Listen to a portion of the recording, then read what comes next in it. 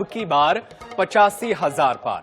दरअसल शेयर बाजार को लेकर के ये अहम खबर सामने आई है, जहां पर निफ्टी ने रिकॉर्ड तोड़ दिया है।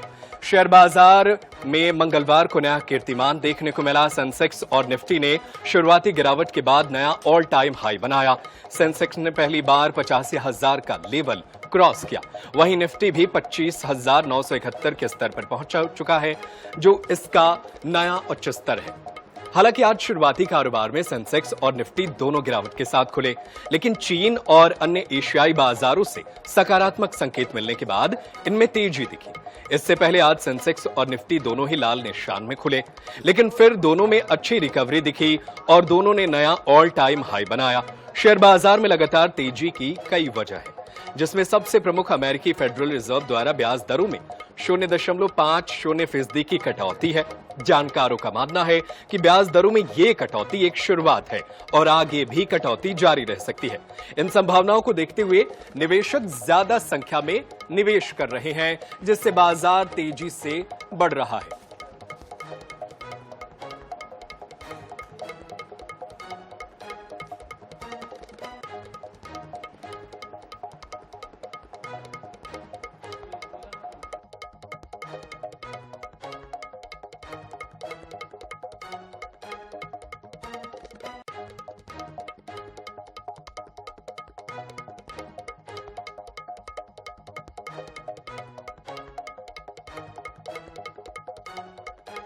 और चलिए इस पर ज्यादा जानकारी के लिए हम मार्केट एक्सपर्ट का रुख करते हैं। हमारे साथ आदित्य हमारे साथ फोन लाइन पर मौजूद हैं। आदित्य, उनका रुख करते हैं। आदित्य, मार्केट में जो है ये नया उछाल आया है, 85,000 पार कर चुका है, तो इसके पीछे की वजह क्या है, जो इंपॉर्टेंट वजह है जिसके वजह से मार्केट में उछाल आया है, और क्या ये उछाल बरकरार रहेगा अभी?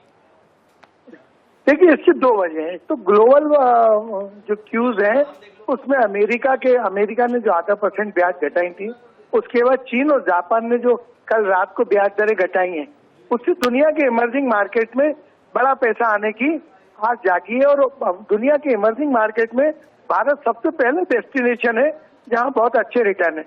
और डोमेस्टिक लेवल पर जो सबसे बड़ी वजह है कि हमारे घरेलू इन्वेस्टर का जो SIP फ्लो है वो लगभग 20,000 करोड़ का है, और वो फ्लो से बाजार में लगातार तेजी हो रही है। जितने भी म्यूचुअल फंड्स हैं उनके पास SIP का जो फ्लो है उनको निवेश करना बहुत जरूरी है, और वो मार्केट में निवेश करेगा। तीसरी बात यह है कि बाजार में जब पिछले 3 दिन पहले जब हाई बना था और अमेरिका से जो रिपोर्ट आने वाली थी, तो मंडलीय बाजार पर हावी होने की कोशिश कर रहे थे।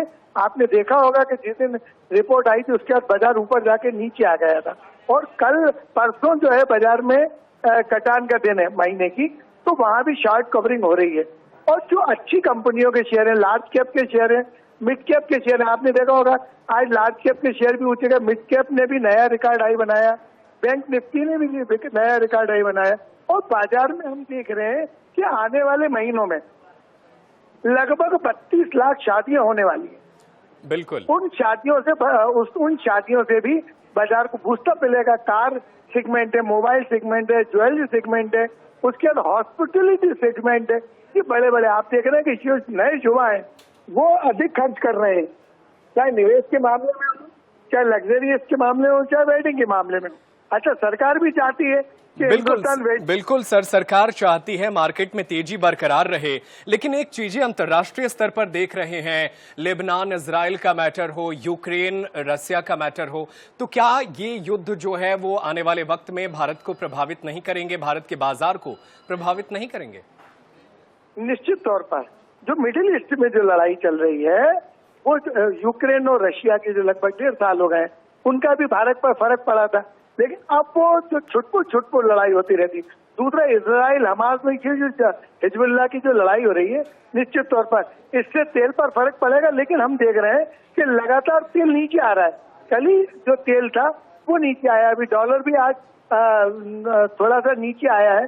इनका फर्क पड़ना चाहिए, लेकिन जब तक अगर ये छुटपुट युद्ध होते रहेंगे तो इससे भारतीय बाजारों पर, अमेरिकी बाजारों पर कोई भी फर्क नहीं पड़ेगा। हाँ, अगर परमाणु बम का उपयोग होता है तब बाजार बड़ी स्थिति में क्रैश होने को आ सकते हैं। अभी एक बात और चल रही है कि कई जानकार निवेशक बाजार को ऐसा मान रहे हैं कि एक बड़ा बुलबुला निर्मित हो गया। बिल्कुल, कई एक्सपर्ट इस तरीके की बातें कर रहे हैं, लेकिन देखना होगा कि आने वाले वक्त में शेयर बाजार की स्थिति क्या होती है। बहुत शुक्रिया आदित्य मनिया जैन, तमाम जानकारी हमारे दर्शकों के साथ साझा करने के लिए।